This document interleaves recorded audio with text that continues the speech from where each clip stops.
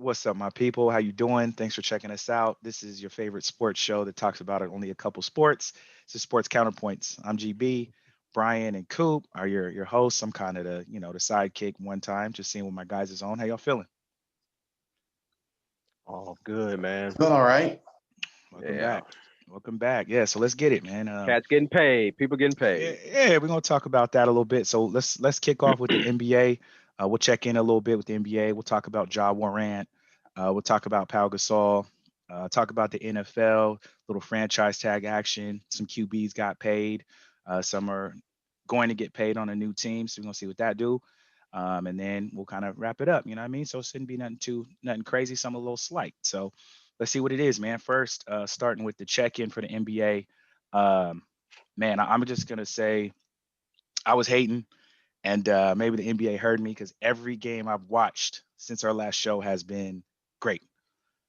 Close games. We had a game in there. They scored 475,000 points. The Kings and the Clippers. The Lakers are winning. AD's balling. Um, People are playing like it's like we're getting ready for the Patrick playoffs. So this Beverly's has been gone. Patrick Beverly's gone. Yet Russ and them won their first game together. I don't think it's fair to blame him for them losses, but still, Absolutely. they get a new stadium and all that. So what do you guys think? Have y'all checked out any more games since we last talked? Go ahead, Brian. Yeah, I've been watching passively. If there's a game on, primetime television, I'll put it on while I'm doing other things. I've been without DirecTV for the first time, so I don't have an actual method to watch. I should say I forgot that I had an actual method to watch the Laker game. So I watched the ones that were on primetime, and then last night I remembered how I could and watched the game last night, which was really good. It was great down the stretch. AD, looked hungry. He took it over down the stretch. It was great to see that. I love not having Russell Westbrook and Patrick Beverly on the team. I also like the other guys who are on the team. I think Jared Vanderbilt looks like a real contributor every single time that guy, has a solid game and contributes in some kind of way. I think D'Angelo has fit in well when he's been able to play. He's had some health issues, but if Dennis Schroeder is cool with his role, they need to lock him up because he plays so well when he has to fill in as a starter, but also is playing really well as the backup. It's kind of a team that if they had at the beginning of the season, we probably would have been a little bit more excited about their prospects because the West, in my opinion, is not one. Right. I mean, it's still what Denver, I think, is still and is the best, and they're not. They have an outstanding record, but they are not unbeatable. They don't look unbeatable. They don't feel unbeatable. And then after that, it's the Sacramento Kings. I'm sure Jason has a whole bunch of reasons that he could list on why. I will not get. None of us will get to the point of saying that they're definitively going to be great, but they're the number 2 team in the West. Yeah, They're playing they great. are. They are Great season. So the Lakers, the Lakers, if they had this team, I doubt they would be struggling to get into play-on situation. They're number 9 right now, right behind the Clippers at number 8. It is still very weird to think that the Sacramento Kings are the best team in California, but they are by a pretty decent margin. And word to Mike Brown. Yeah, real talk. Yeah, congratulations to him. But anyways, I think that this is a really interesting basketball season, and I think it's going to be an interesting playoff this year. Similarly to March Madness, I don't think that there's a dominant team. I think that you're going to see some things going on, at least especially in the West. I do think that Milwaukee and Boston are the class of the East. And the other teams are just trying to keep up. But I think Milwaukee and Boston should be the 2 teams representing the East in the Eastern Conference Finals. And whoever wins that heavyweight match gets to probably win it all because as I see it right now, I don't see how any of the West teams are going to be able to keep up with those guys. Jason, what are your thoughts? I don't really have much, but I did see the last game where AD kind of took over and did his thing, which is what we all hoped he would do on a regular basis when we first acquired him. I guess he had bloody noses or whatever. Because when I first started watching the He game, got scratched. he got two things in his nose. Face, yeah. Okay. Yeah. Yeah. So, but yeah, he did his thing. I'm with you on Vanderbilt. Vanderbilt looks like a real contributor. A solid NBA player, not a star, but definitely not bad. So a very solid player that can help us out. I actually feel the same way about Schroeder. I agree with you on that. Always happy to see Westbrook not playing for my team. So that goes without saying. Oh, man, I'll be hating. But yeah, that's really the only game I really watched. I haven't really watched any NBA games since our last conversation. I really can't get into the NBA to the playoffs, but I do want to watch the last few games.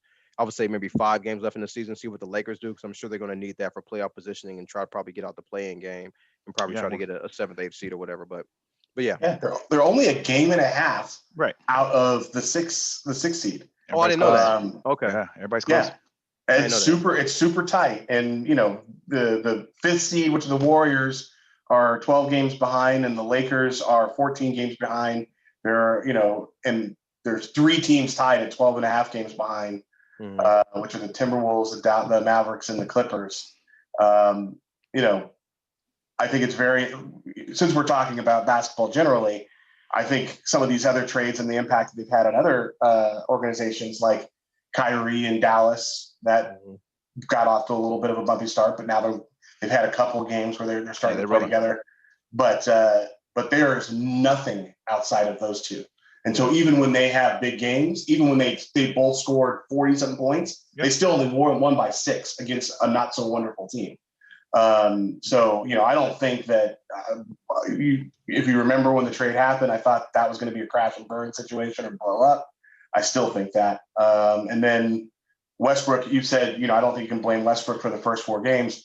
He's not entirely to blame, but it's not a coincidence that he shows up and they can't win a game. Right. They lost 4 straight after a 3-game win streak. It is coincidence. It's not a coincidence. It's not a coincidence. They could not win with Westbrook over there, and so that's just facts. Poor guy. The team went through and struggled a little bit, even including that period of time.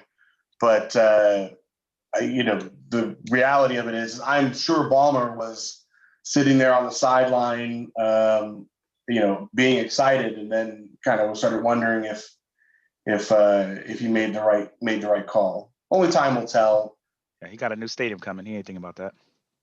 Who? Oh, he's absolutely thinking about that. The Clippers.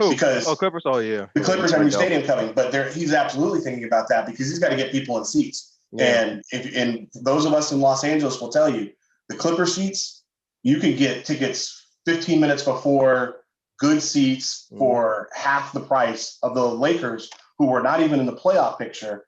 And that's been consistent.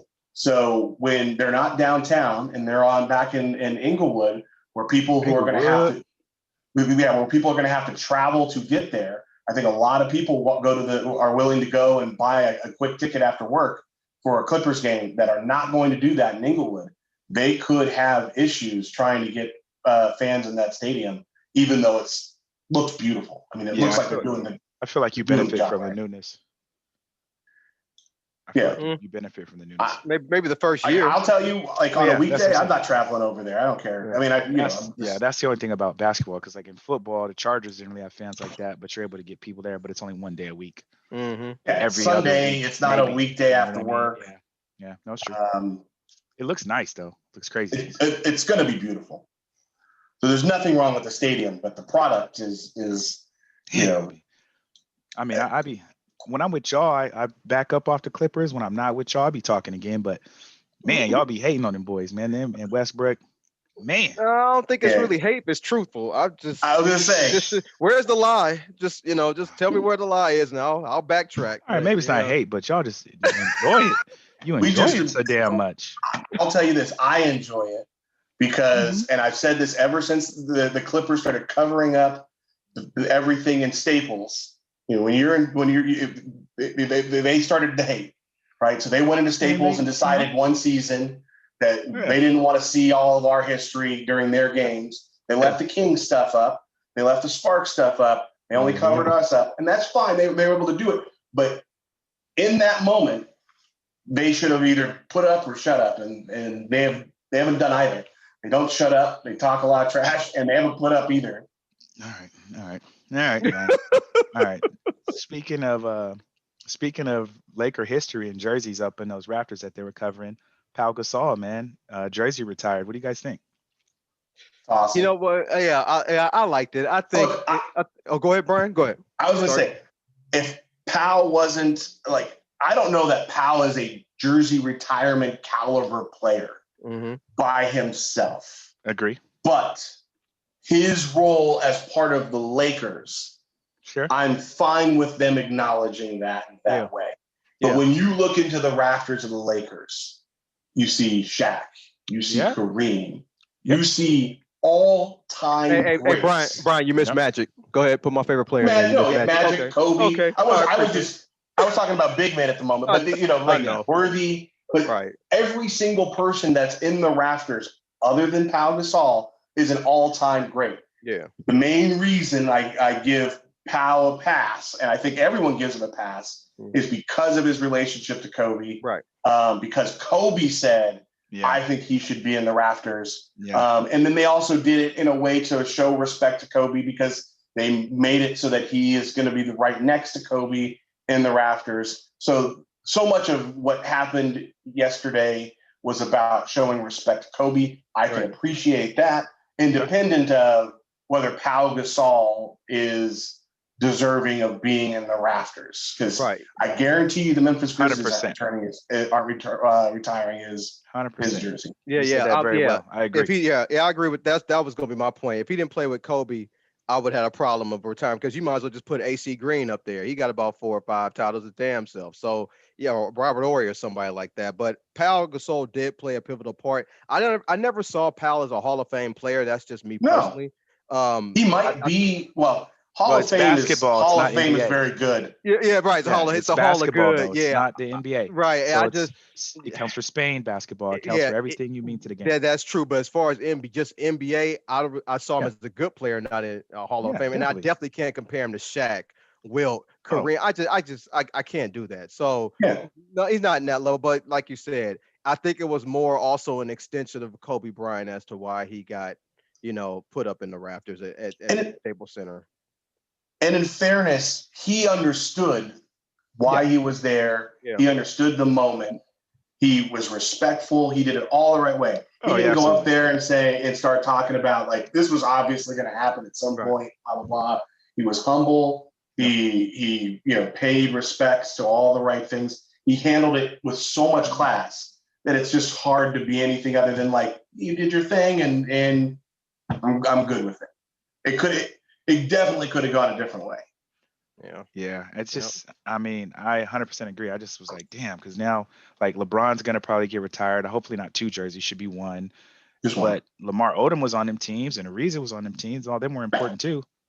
Yeah, they literally weren't godfather to Kobe's kids. And he came over and it kicked us into a championship team. So I get it. You said it very well. I got nothing else to say. I think you said it perfectly. And it's not like I don't like Pau Gasol. I enjoyed watching him. I appreciate everything he did. I just was like, I had the same thought as you. It was like, damn, you look up in those rafters, man, you got Showtime. You got it's elite. Tops of the NBA, not just the Lakers. And but respect to Pau. Completely well said, B. I 100% agree with everything you said. Yeah. Yep. So from that, some highlights to my homie being on some doofus stuff. Ja Morant, right? Ja Morant. People call him Ja Morant. Caught on his own live with the gun. I didn't understand why, he got his shirt off in the club, and I didn't get why he was holding the gun like this, holding the blicky like it's sticky. I didn't get why he was waving it around. He looked like someone that's never held a gun. Yeah. He's stupid. Get it. That's you didn't have to get it. He's stupid. There's no other way to explain it away, right? There was a Paul Pierce who came out and started talking about, well, you don't know his situations. And after I got hit in the club, Paul, it ain't that, man. Because and I never want to hear Paul Pierce talk. He really needs to shut up permanently, but he just needs to mute himself. But he's not doing this and flashing that because He was worried about his safety. Right. And he could have had security if that were the case. He would have maybe said something like, "Oh, I've got to protect myself," blah blah blah. But he's over there, teetotaling with his weapon.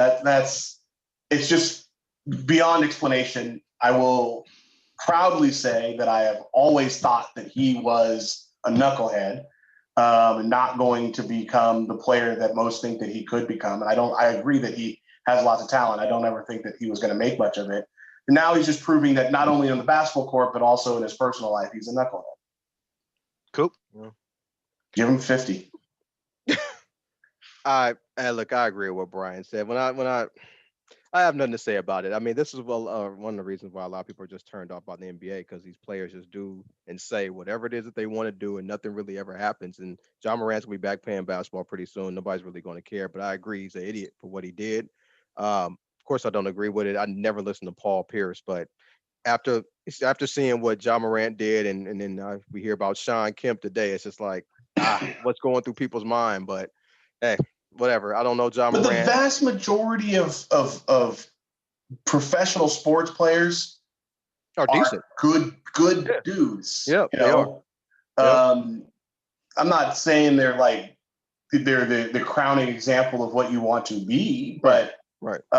They've got their flaws, but their flaws are not usually, questioned. People are not usually trying to figure out if they're the next Javaris Crittenden.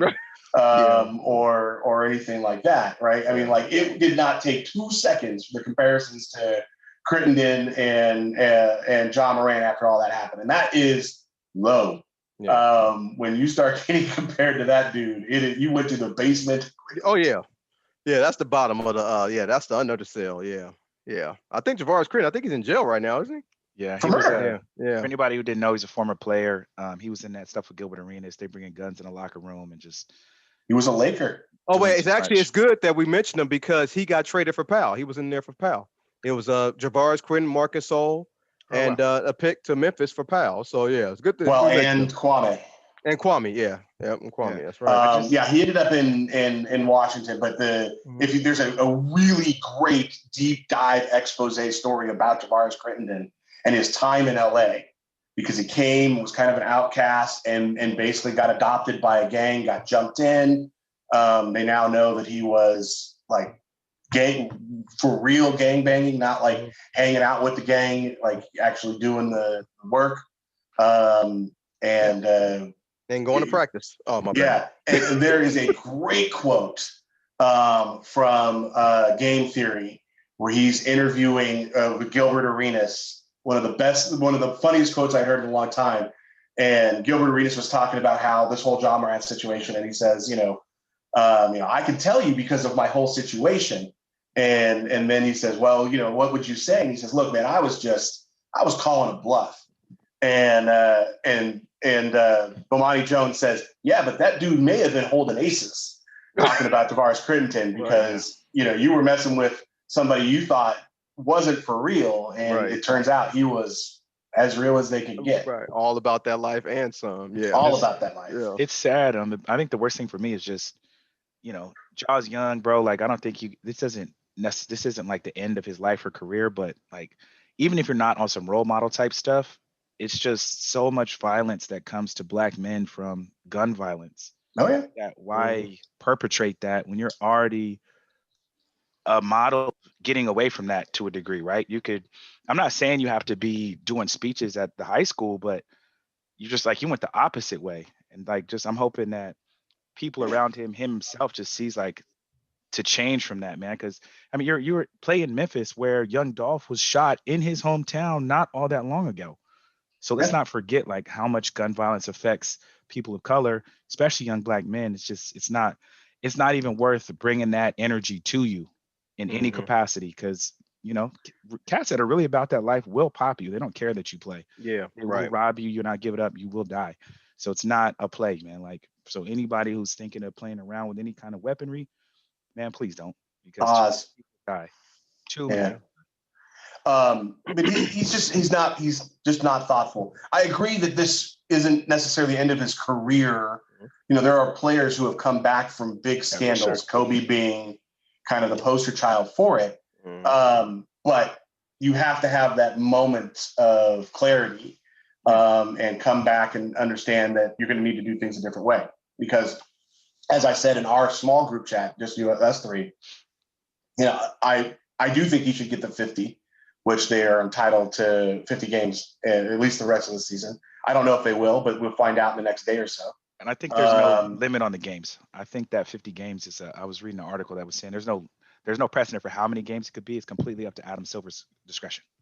Yeah, well, he won't get 50. There was an up to 50 game suspension for conduct. Was it conduct unbecoming or conduct detrimental to the team or whatever? Give that, in my opinion, put him out for the rest of the season. I don't know, whatever that, how many is. Let him have that moment, but he's ruined his marketability for quite some time, because when you try to Google that, and if you're trying to be, let's be honest, if you're trying to be a sponsor of a major based on a major sports figure, you are marketing to a different group of people. Got his Nike shoes. Literally got his Nike shoes like last month. Yeah, grand opening, grand closing on all that. But he's lost that opportunity for at least a period of time. When it comes time to get that max deal, he'll probably be able to get it from Memphis. But if he thought that he was going to go to a Chicago, a New York, a Los Angeles, or anything like that, those teams are not going to give him that kind of money if he's not marketable like that, and he's not. Which is funny. They all have heavy street elements, though. But that's funny. Oh yeah, but they're also very, very savvy when it comes to who they want to put out there, and it's even harder. You think you can go to Toronto? Like, he's not going to Toronto now. Oh, man, there's no chance. They could offer him all the money in the world, but they would never offer him that money anymore. I got it. I can get sure. Here you go. I could get a market anywhere, man. John Morant's. Get the John Morant ones, made for shooters. Boom. And that's exactly why he's no longer marketable to the larger population. Made for shooters. All right. I'm saying, you know what I mean? On court, off court, what you need. But anyway, man, Ja, you'll never probably see this, man, but please just take care of yourself, bro. Get away from any of that, because it is unnecessary completely, bro. And you could lose your life over something completely silly. People will be sad for a minute, but you will be gone. Your family, all the benefits that you could potentially provide your family, gone forever.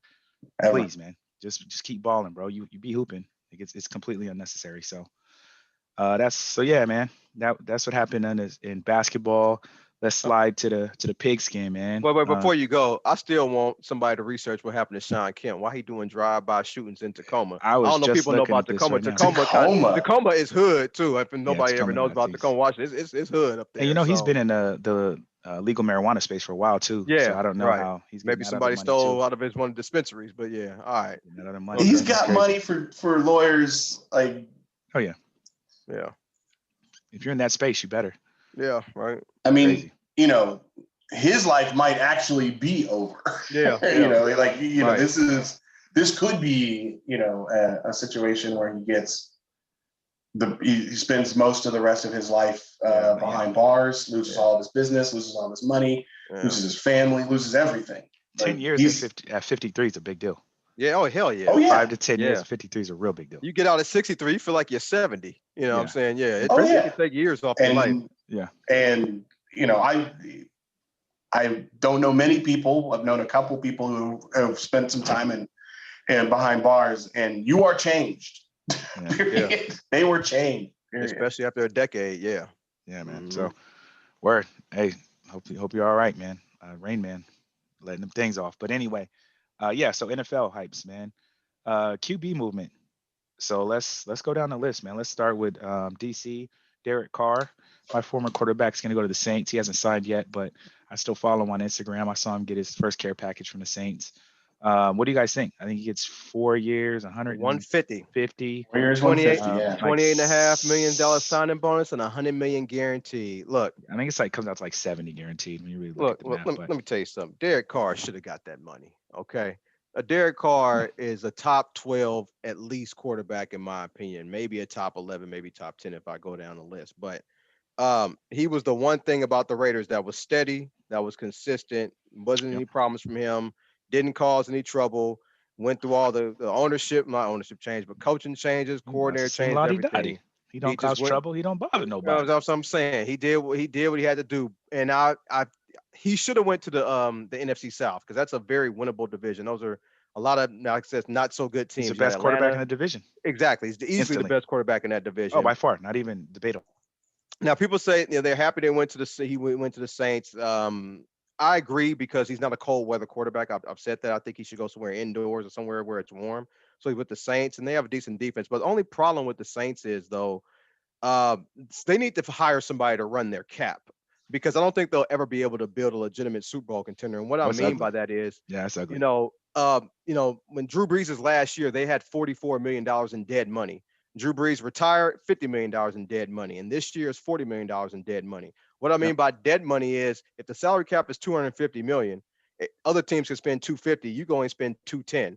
I mean, that hurts your team if you can't spend money to get talent and get players. So you really have to rely on killing in the draft pretty much every year, Yep. and that's not good. And I just also looked up in 2 years, not this year, but the season after, Michael Thomas, who was once a good NFL receiver, his cap hit is $59 million, which I thought was insane, but it's No actually true. way. Go on Spot Track, look up New Orleans Ooh Yeah, Saints. wee. but he won't be there. He'll get Yeah, cut. he won't be right, but that's just so whoever's managing their cap needs to be fired so they could try to build some type of contender. But good for Carr. I don't see them being a Super Bowl contender, but I definitely think if your Hell goal is no. to make the playoffs and be relevant, 100%. that it's good because you got LSU out there. New Orleans is a party city. They got LSU on Saturdays. They want the Saints to be able to do something on Sundays. So, Yep. good for Carr. But what do you think about the contract, Brian? Yeah. So I agree. what I don't think that I think that a lot of these cap specialists who backload non-guaranteed contracts, I actually think that's smart. What they do is they put themselves in a situation to force themselves to renegotiate because nobody, not even I believe Michael Thomas believes he'll get that Right. crazy money. And realistically, based on how his injury situation, he's getting cut. So yeah, I think Derek Carr absolutely deserved that, and I think that he ended up setting the market because Daniel Jones, as we'll probably talk about in a minute, got 4 years, 160, and Derek Carr played less games because of the whole situation, but Yep. still threw for 300 more yards. Was better on yards per attempt, was better on touchdowns. He had 24 touchdowns to Daniel Jones 15. So the reality of it is that that is the going rate for that next tier of quarterbacks. And people like Daniel Jones are very thankful for Derek Carr kind of setting the market. He did And it once before too with his Ridiculous. last Yeah. contract. and kind of being the pace car. We'll talk about it more in a minute, but I think Derek Carr deserves his money more than I think Daniel Jones, if he would flip those contracts, deserves his. But I honestly, when we talk about, we can get into it now, I guess, but I honestly don't have a problem with Daniel Jones not either. Glenn, what about you on Derek Carr? Hey, I hope he does well, man. That's been my quarterback for years. I know what he can do. He's a solid QB. So good luck to the Saints. Get his money, man. And you got at least a steady force in the backfield. So we'll see. I'm not saying they're gonna win a Super Bowl, but they should damn sure win that division. Mm-hmm. Yeah. What about DJ? Oh, I'll start with this one. I said, what in the hell? I didn't believe the numbers. I actually went on another site, a couple other sites to actually why don't we just look at the numbers real quick for Daniel Jones's contract. Daniel Jones It contract. still comes out to 4 years, 160, right? Yeah, right. Yeah. $36 million signing bonus, 4 years and $160 million. And the first thing I thought was, what in the hell are the Giants doing? This is like the Bears and Justin Fields. Fields has 5 wins and 20 losses as a starter. He lost 10 straight games, and people are saying the Bears have their quarterback. Where is he on the roster? Because I don't see him. That's how I feel about Daniel Jones and the Giants. Everybody knows I'm a Miami Hurricane fan. They play in the ACC. Duke is in the ACC where Daniel Jones went, and I never heard of Daniel Jones. So he wasn't really that good in college, and yet he's about to get broke off in the pros. So I went and looked at his stats. Duke, 52 touchdowns and 29 interceptions. NFL, 72 total touchdowns, 57 total turnovers. So they're playing that guy who doesn't even have a 2-to-1 ratio, probably not even 1.5 touchdown to interception ratio, 72 total touchdowns, 57 total turnovers. And post rookie year, he started more games than he had touchdown passes. That's who they're paying all this money to. I really can't believe it. And people say he had a great season last year. As Brian just alluded, he had 15 touchdowns last year. I'm not sure how that's a great season. I don't get what the Giants are doing. I think this is a really, really bad move, but I guess good for Daniel Jones. He knows the Mannings and probably the ownership. Probably, That's I funny. think, I think ownership actually gave him this contract. I can't think that Brian Dable went into the office and said we got to pay Daniel Jones. I really think this was an ownership thing, and they're close to the Mannings, and the Mannings, yeah, Daniel Jones went to the Manning camps. He knows the Manning family or whatever like that. So I think that probably played a part, and I guess how he carries himself, doesn't get into trouble, blah blah blah. But I think that's bad for the Giants, and I don't see them being any kind of contender, barely a playoff contender, if that, with Daniel Jones as a quarterback. What you think, Brian? So, point of clarification, he had 22 touchdowns, 7 of which are rushing. So he's only 2 touchdowns behind Derek Carr in total. I was saying 15 passing. Yeah, you're right. And the reason why I mentioned the 7 rushing touchdowns is I learned something new today when I went to look at Pro Football Reference. He's got 2 nicknames. So I've heard Danny Dimes before, but I had never heard Vanilla Vic. Wow. And I wish you wouldn't have said that, man. Coop already wasn't feeling him. Why'd you got to say that? I said, really? Yeah. And that was one of the, so I was like, well, is he really that kind of a running quarterback? And that's when I saw that he actually had some yardage on the ground. Look, he only had 700 yards is pretty considerable for a quarterback. 7 touchdowns. But that Vanilla Vic thing, like, Josh Allen got to be real upset. Like, wait a minute, right, right. Vic turned the ball over that much, though. But anyways, look, I actually think that this is going to become the going rate for a quarterback of any skill set. So it's a lot of money, but teams pay a lot of money for quarterbacks. I think that we've just figured out that this is, if you're going to sign a mid-tier free agent quarterback, you're probably putting up 140 and up, 130, 140 and up. And so, the Giants, I don't agree that this is going to make them a good team, but I also don't think that they dramatically overpaid given the market. They weren't going to be able to go and get, Josh Allen, Joe Burrow, Herbert, any of these other guys for that kind of money. And think of the guys who have been signed. Think about Arizona and their buyer's remorse. And a whole bunch of these other guys, they're making $100 million more than Daniel Jones and Derek Carr. So I think we've just figured out that the going rate has gone up, and this is the same kind of thing that happened when the Clippers got sold. Right? Everyone was like, this guy's an idiot. He thinks he can get $2 billion. And Ballmer's is like, yeah, okay. And everyone's like, no way, you're way overpaying it. Really what he had done was he just reset the market because every team that's gone since, $2 billion is a deal, right? So Ballmer is now, you got a deal on the Clippers if you evaluate it from the eyes of today as opposed to when it happened. I think we'll probably look at this the same way in a few years as it relates to Daniel Jones, Derek Carr, etc. I hear you, Brian, on going rate for quarterbacks. I don't think Daniel Jones fits in that category, but I mean, he got the money. So he was on their team. He's steady enough. He's, had an okay. Yeah, I don't year. think he's going to be good. They went to the playoffs. No, I get that. Yeah. We're gonna see what happens to Saquon though. They did beat the snot out of my Vikings, so I can't. I don't want to say it. And when they go 6-11 next year, when they get a harder schedule, everybody will find out. Oh, agreed. They gotta figure out Saquon too. We'll see. That's a big deal. But even then, they will not have overpaid for, like, when I think next year, if we look at the quarterbacks and all these deals and how much everyone's getting paid, he will still be middle of the pack on pay and middle of the pack on performance. Yeah, we'll see. Yeah, I remember when Jimmy Garoppolo got his money and people said it was a bad contract. 3 years later, he was towards the bottom of the league. He was towards the bottom of the league. So, but his problem was he didn't play. You guys gave him all that money to sit on the sidelines. Anyway, if you block for the man. But anyway, had this conversation. Don't start there.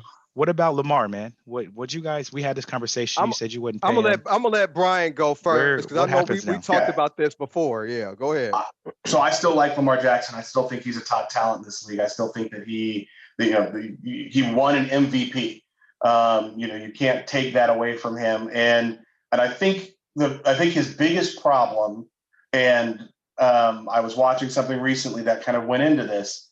His biggest problem is that he is his own agent. Yep, I When saw you're that. trying to negotiate for yourself, you don't understand the game the same way when you've done numerous of these. And so when the first deal offer comes over and it's insulting because of course it's a low ball offer, just like when you're buying a car or anything else, like the first offer, it's just something to start a conversation. But if you're negotiating for yourself, you get your feelings hurt. And that's kind of what happened with Lamar Jackson. And instead of saying, okay, look, that's not going to work, the two sides had a chasm. The team didn't understand it and still hasn't quite understood it. Yeah. And they've never really been able to get back on track on these negotiations. And so finally, I think what the team did was say, look, we can't prove to you that we understand the market for quarterbacks because there's nothing we're going to say that you're going to believe. So we're going to let you go and start negotiating with other teams. And if you can get signed, that's fine. Yep. Maybe they'll match it. Maybe they won't. I do agree that it looks more like they're kind of tired of the BS. But I think if you get past, like if let's say someone offers them 200 and some odd $1,000, I think they'd probably get past the negotiation issues and sign into that. Yeah, it's 200 million. Yeah, 200 million. Yeah, thank you. I think the problem they have is that a lot of teams are not going to take that risk with 2 first-round draft picks. And Smart. it did not take an hour for it to come out that Atlanta was done the minute he got signed to that deal, because giving the 200 million or the big contract plus, we've talked about this. It's not that he's not worth the 2 in a trade. It's that they need those 2 first-round draft picks to get quality players to then play well alongside his $200 million. If they lose those, you can't build a team with a $200 million quarterback and pay a whole bunch of other people a lot of free agents money. You've got to use your draft picks well. You've got to use your cheap rookie players. You've got to use your the rest of your money very, very frugally in order to be able to afford a $200 million quarterback. And so that problem where they're gonna want $200 million and the draft picks puts teams in a situation where they can't be serious contenders. Yeah. If they want to do that, unless they just have tons and tons of draft capital. And obviously, at some point in time, probably not now. Everyone's saying there's only literally one place that makes sense for a trade, not Chicago. But we'll see. Yeah. What do you think, Hoop? All right. Well, just let people know there's 2 franchise tags that a player can get: an exclusive tag and a non-exclusive tag. The exclusive tag, if Baltimore would have gave Lamar Jackson that, means he's guaranteed $45 million, and he can't negotiate with any other team except the Ravens. But they gave him the non-exclusive tag, which guarantees him $32 million this upcoming season, and he can negotiate with anybody, but the Ravens can match if they want.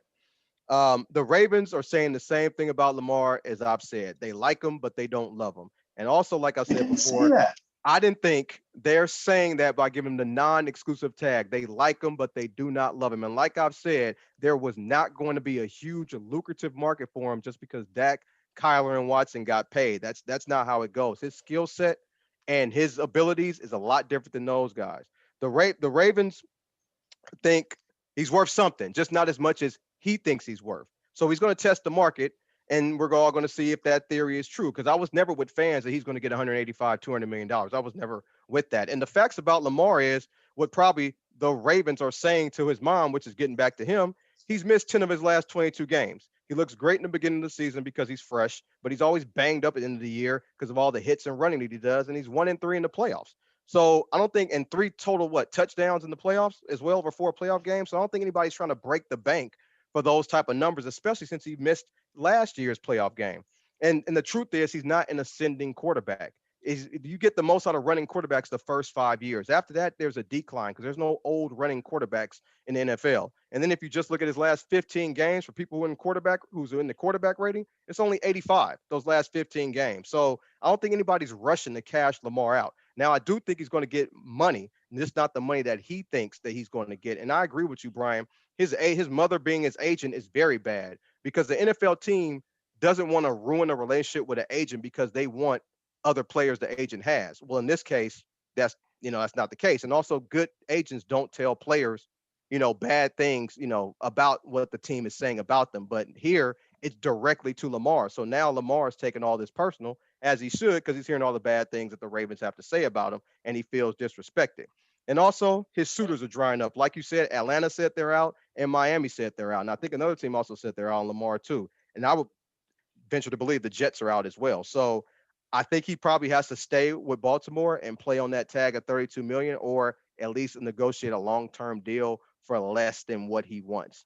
And I think if Lamar really is serious about getting paid, I think he should probably try to negotiate some type of long-term deal with Baltimore and just stay there because the offense fits him.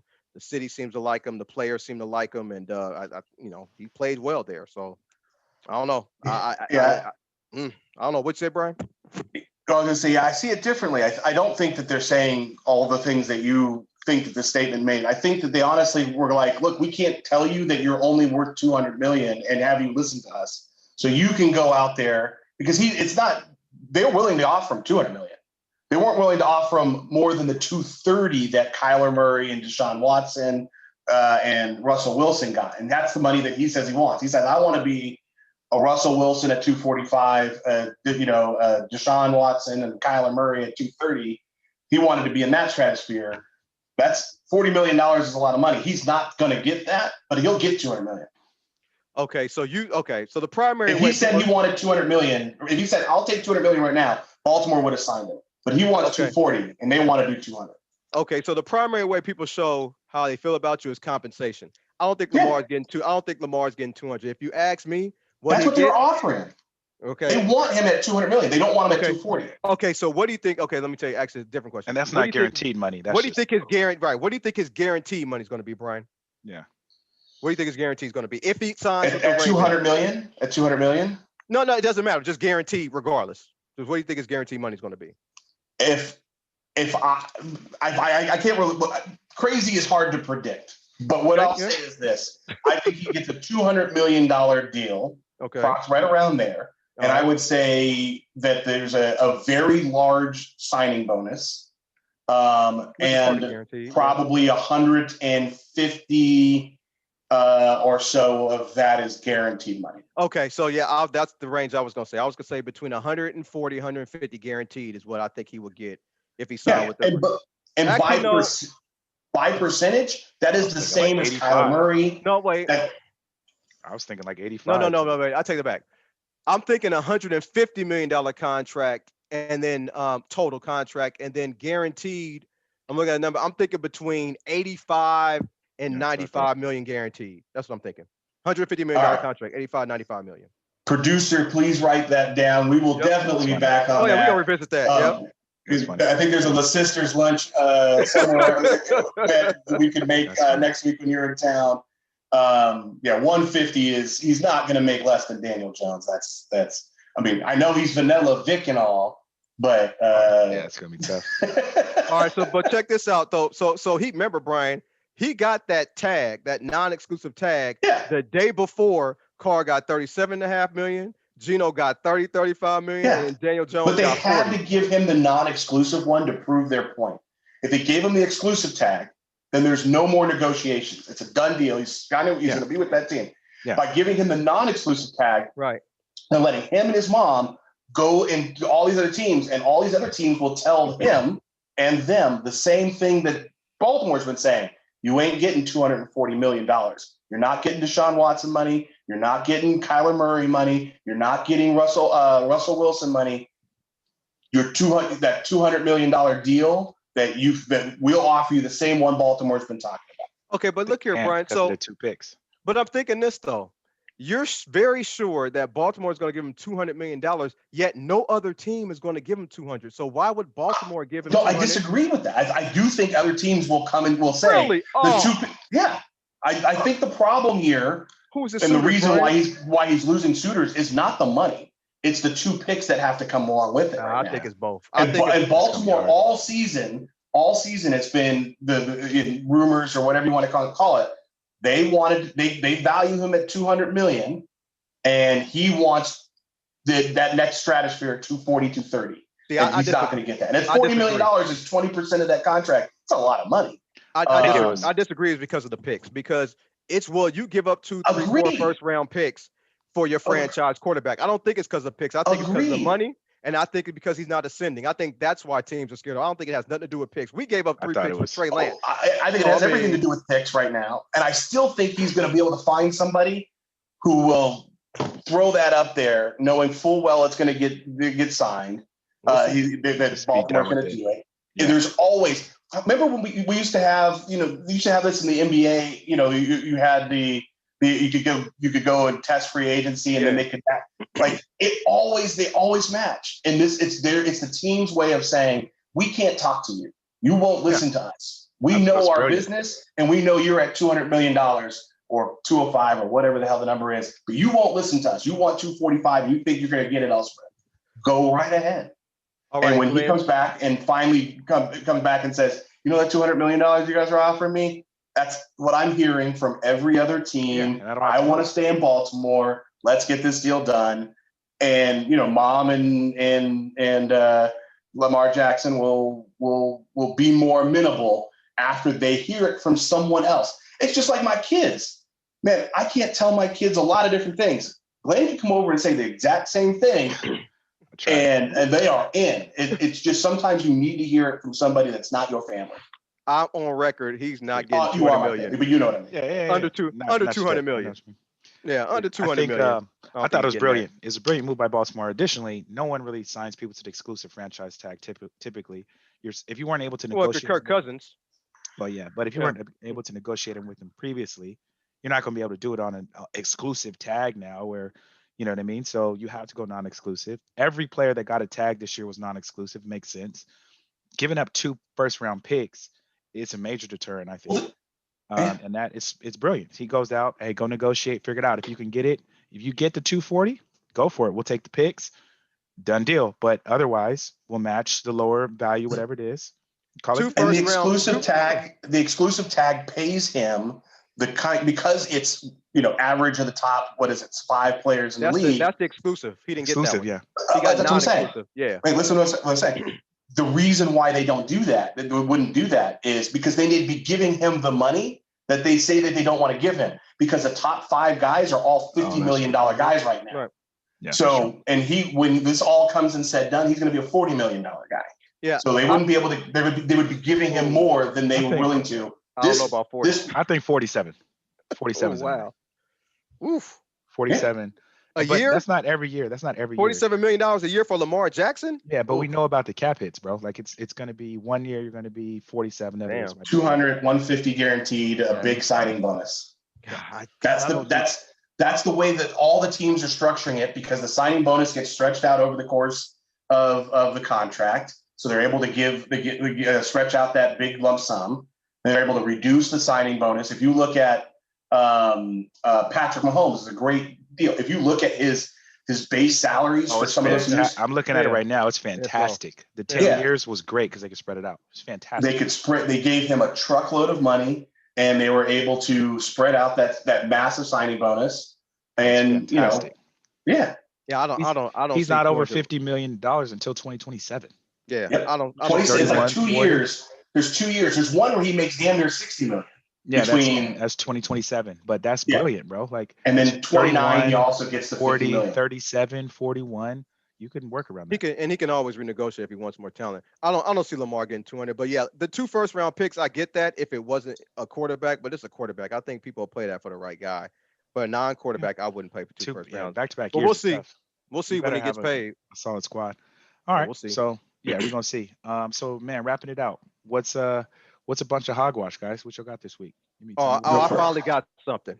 Let me I know. finally got something. So I read today in the car that Vince McMahon was working with state gambling regulators. Vince McMahon, a guy who always wants publicity and looking to make a buck. He's working with state gambling regulators to legalize betting on WWE scripted matches. Wow. You have got to be a I'm damn weak. gambling degenerate if you're going to get. Now, I'm most people, weak. a lot of guys, our age or whatever, or 35 or older or whatever, that still watch wrestling. Most of them live in their mother's basement and, make love to their arm and stuff like that. Don't have a Dang, bro. girlfriend and don't, go on dates and things like that. But if you bet on wrestling, Dang. you are a damn degenerate. Now, I used to say, if you bet on the Pro Bowl, either on the AFC or NFC, in the NFL Pro Bowl, then you're a degenerate if you bet it on the AFC or NFC. Now you're definitely a degenerate if you bet on WWE scripted matches. I couldn't believe it. And there's going to be some casino that's going to fall for it and people are going to do it.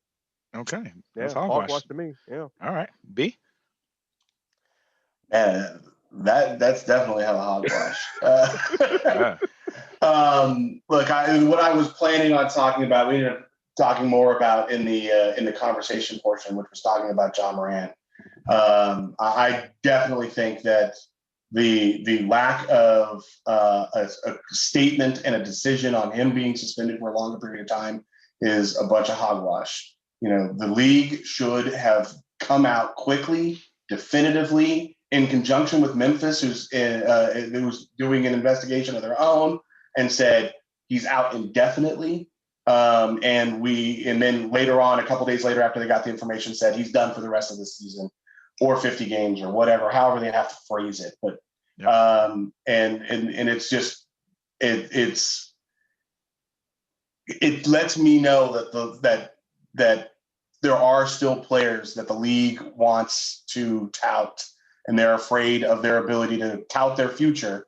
Right? It was a John, Trey, and Luka future for the league, and one of those tripod legs of that tripod just got chopped out from underneath them because they don't even push out Joker like that, and No. maybe for good reason. But it's John, Trey, and Luka. It's all you see in commercials. So it's a bunch of hogwash if they didn't make a more definitive statement and take care of that business a hell of a lot faster. Now, because the way our show works, there will be an announcement tomorrow morning, just as right before you all watch this, that they've made a decision. Even then, it was still too long. It should have already been out. Okay. Damn. Mine now is Coop reading in the car. That's a bunch of hogwash for sure, bro. Yeah, you got a Tesla, bro?